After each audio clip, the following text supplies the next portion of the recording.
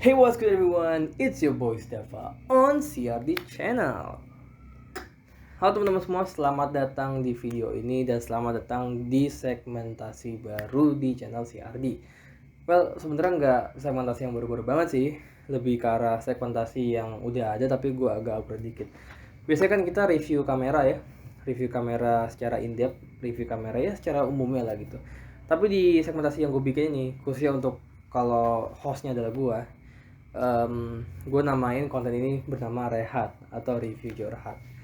Kenapa namanya Rehat dan kenapa Review Curhat? Ya karena apa curhat ya karena gue rasa barang-barang yang gue pakai ini as a fanboy juga gitu. Gue kan fanboy Canon banget, kayak gue nggak suka Sony, gue nggak suka Nikon. Canda. Kalau Sony sama Nikon mau endorse kita, go ahead.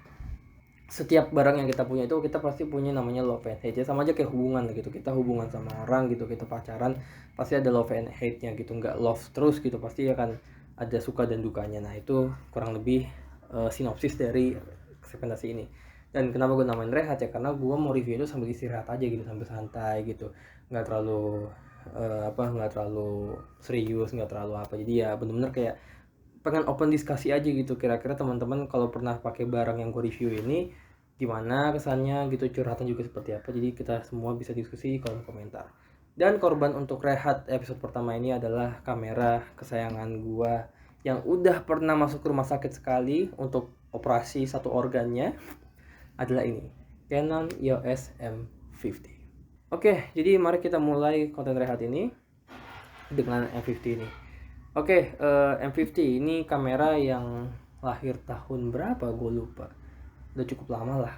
Gue beli di tahun 2022 kalau nggak salah, atau 2021 ya, pokoknya di antara itulah, antara pertengahan 2021 sampai 2022 gitu kan. Gue beli sebagai pengganti Canon EOS M10 yang udah gue jual juga, karena itu dulu pas gue pertama kali terjun ke dunia foto itu gue tempurnya pakai itu Canon SM10. Kasian gitu, itu kamera bener-bener kamera buat jalan-jalan, kamera yang emang cuman buat senang-senang doang, tapi gue paksa buat sport. Gila, emang manusia ini gila gitu loh. Berhasil sih, cuman kayak kasian aja gitu. Udah kagak ada viewfindernya, kameranya mungil banget, cuman 18 megapiksel dipakai buat sport. Gila gitu. Nah makanya pada akhirnya setelah gue cuan, setelah gue akhirnya dapat penghasilan yang cukup baik, udah sekali dua kali ikut event, akhirnya gue beli kamera ini, si M50. Ya gak terlalu mahal-mahal banget, apalagi kalau belum beli second. Sekarang secondnya itu dengan kit lens aja itu mungkin sekitar 7 jutaan sih.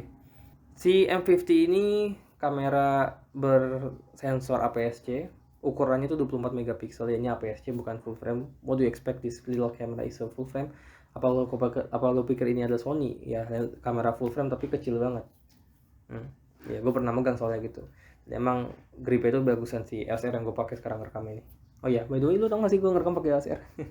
Jadi dari M10 ini sekarang LCR. Anjay. Kamera ini tuh dulu sempet gue taunya kameranya tuh kayak mini versi atau miniatur version dari 80D, karena kamera ini punya spek atau soul atau jiwanya itu sama kayak 80D.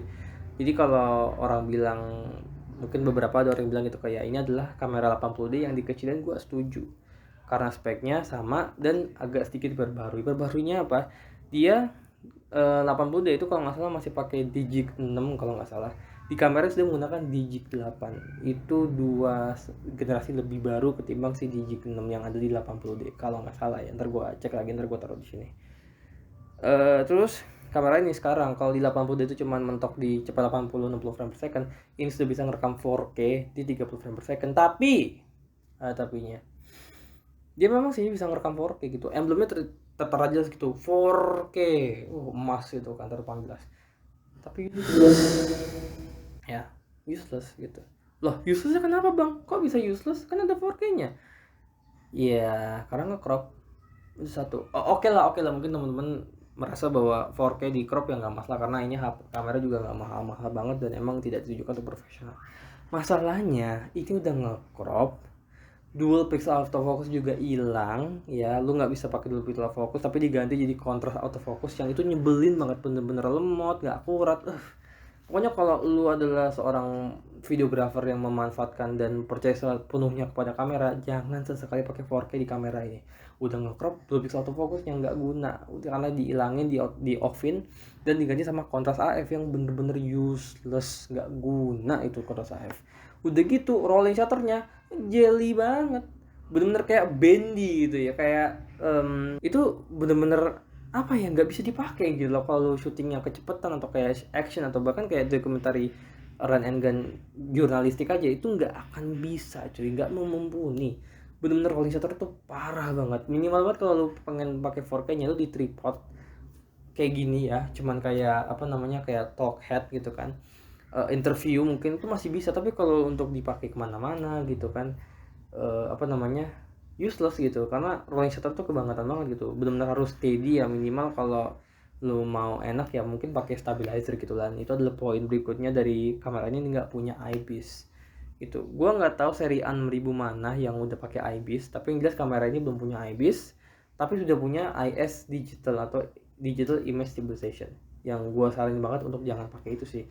Ya kalau lu pengen ngerekam pakai kamera ini untuk kebutuhan sinematik, gua rasa pakai gimbal tuh adalah jawaban dan pilihan yang paling tepat. Dan karena ini faktor BD-nya kecil, nggak terlalu berat secara size dan ukuran, secara size dan beban atau bobotnya itu nggak terlalu berat alias cukup ringan, lu bisa pakai stabilizer yang nggak terlalu gede-gede banget ya. Tagline-nya sih mirrorless stabilizer gitu, jadi nggak terlalu besar, nggak terlalu berat, dan nggak terlalu mahal juga gitu. Keuntungan pakai kamera kayak M50 atau M series dari Canon itu adalah ya lu nggak harus pakai stabilizer yang gede-gede gitu loh. Tapi bang, kalau kita pakai adapter, pakai lensanya itu kan berat bang, gimana ya bang? Iya tergantung lensanya pakai apa gitu. Kalau lensa pakai kayak 50 mm f/8 gitu kan, atau 24 f/28 gitu kan, atau 40 f/28 gitu, atau lensa-lensa fix yang kecil-kecil dari Canon itu ya, itu nggak akan terlalu ngaruh, cukup ringan kok gitu. Apalagi kalau lu pakai native-nya gitu, kayak lensa kitnya atau kayak 1122 gitu, atau 1850 atau 32 f/4, itu nggak akan nambah beban yang terlalu besar gitu loh. Ditambah kalau nggak salah Sigma juga ngeluarin 3 lensa untuk kamera ini, 1614, 3214 sama 5114. Itu 3 lensa f/4 fix, tajam, dan Sigma. Ya kita udah tahu ya, apa namanya, para suhu apa sih, sobat-sobat shooter gitu, video dan fotografer, itu pasti udah tahu betapa bagusnya Sigma. Ini untuk pasangan kamera ini menurut gue udah terlalu overkill gitu ya, pakai aset saja udah overkill gitu loh. Jadi ya kayak gitu sih. Tapi itu bukan lensa art ya, itu lensa yang biasa gitu, kontemporer itu yang Sigma untuk si kamera ini gitu kan. Oke, itu tadi masalah spek ya. Internalnya dia apa tadi, APS-C 24 megapiksel, bisa ngerekam up to 4K open useless. Jadi ya paling rendahnya sih mending save-nya ya pakai cepet 80 1080 f 1080 60 frame per second aja gitu untuk save-nya gitu kan. What's going on with you, Canon? What's wrong, huh? What you guys do this to us, huh? We love you, but also we kinda hate you in some point, bro. Jadi ya itulah gitu kan. Dan ya udah, itu sih yang mau gue curhatin dari Canon ini gitu, si M50 ini. Dan secara review udah gitu aja gitu kan. Paling kalau ditanya ke penggunaan gue selama kurang lebih setahun 2 tahun ini, gue bisa bilang ya ini kamera cukup oke sih gitu. Mau dihajar sport gas, mau dijadiin foto konsep gas gitu, foto produk, foto wedding, foto apapun gas gitu kan. Tinggal pakai adapter lensa Canon yang L series, selesai. Ini kamera udah profesional banget gitu kan. Dan secara body juga kecil, compact, ya ringan juga gitu, nggak makan space di tas maupun di ruang penyimpanan. Lu paling 4K-nya aja gitu yang useless di kamera. Makanya tadi gue bilang kalau emang lu pengen ngincer yang lebih profesional, mending M6 Mark II. Minusnya cuma satu, nggak ada viewfinder. Lu bisa beli eksternal tapi keluarin duit lagi. So what you guys think? Komen di bawah. Ya mungkin itu aja sih yang mau gue bahas tentang kamera ini. Oh iya, satu lagi, ini masalah kamera ini ke rumah sakit dan operasi organ. Apa sih yang dioperasi? Shutter unitnya. Lo kalau nggak tahu shutter unit bentuknya gimana, nih tuh shutter unit. Gue ganti karena kameranya adalah korban maraton di Jakarta tahun lalu, bulan apa itu gue lupa. Nanti gue tulisnya juga lah di sini apa deskripsinya dari acara tersebut. shutter unitnya kena, ganti. Dan saat gue pikir, oh ini kamera kecil, ini kamera pasti shutter unitnya murah, 2 juta cuk. Shutter unit untuk kamera sekecilnya harganya 2 juta. Ini maksudnya bukan kamera profesional, udah gitu APS-C juga gitu kan, tapi harga shutter unitnya berapa? 2 juta. Emang kalau gua nggak servis juga ini untuk video masih oke, tapi untuk foto gua nggak bisa lagi nganggep foto gitu pakai kamera ini. Tapi pas ganti 2 juta, kamera kecil, kamera mirrorless M series yang 4K-nya useless kayak gini, shutter unitnya 2 juta. Gue nggak tahu, mungkin di daerah lu lebih murah, tapi ya waktu di daerah gua dan itu juga termasuk tukang servis langganan, harga 2 juta. Yeah, I guess that's the point of fall in love and also hate the same time about this camera. Iya, ya itu aja sih mau gue bahas dari kamera ini. Kalau untuk nyaranin kalian beli kamera atau enggak, jawabannya adalah mending kalau mau lebih profesional dan lebih mumpuni nambah dikit. Paling secondnya itu kalau nggak salah 10 jutaan itu M6 Mark II. Itu udah sama kit lens, 4K-nya nggak useless, dan bisa nangkep gambar lebih cepat, yaitu 14 frame per second. Autofocusnya lebih baik lagi modenya karena dia udah ada tracking ya. Di kamera ini memang udah ada face tracking ya kan, tapi nggak terlalu oke sih gitu. Itu udah face plus eye tracking di kamera M6 Mark II itu kalau nggak salah.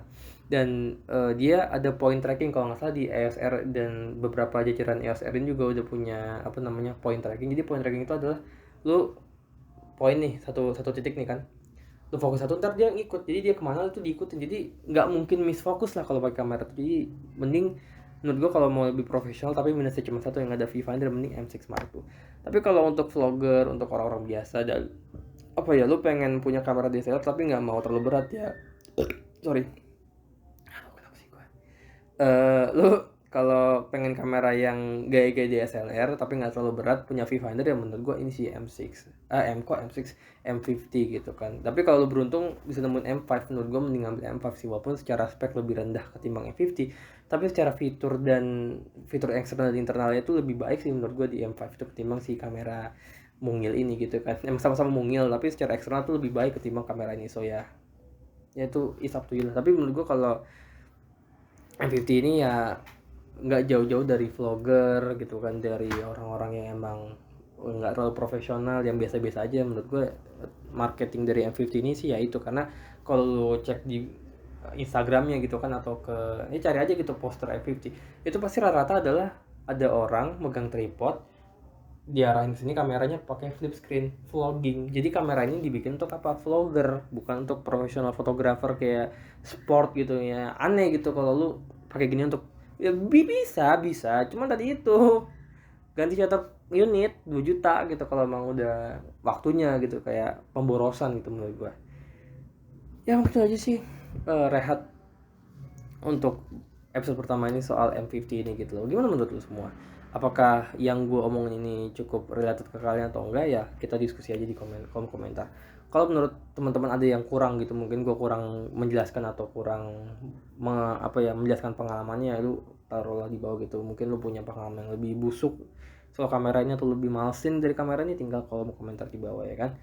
Jangan lupa juga untuk like, terus ya subscribe ya, karena subscribe itu gratis, karena konten-konten kayak gini akan ada lagi berikutnya. Dan gue rasa subscribe dari teman-teman itu akan sangat penting dan berguna sih untuk channel ini gitu kan. Dan pastinya komen di bawah ya, kira-kira konten rehat kayak gini cukup oke atau enggak, dan apakah perlu untuk dibikin lagi. Apakah kalau untuk hostnya gue sih, gue pengennya bikinnya situ ya, rehat, review curhat gitu ya. Ya itu aja sih. My name is Dava, and I'll see you guys next time. Bye bye.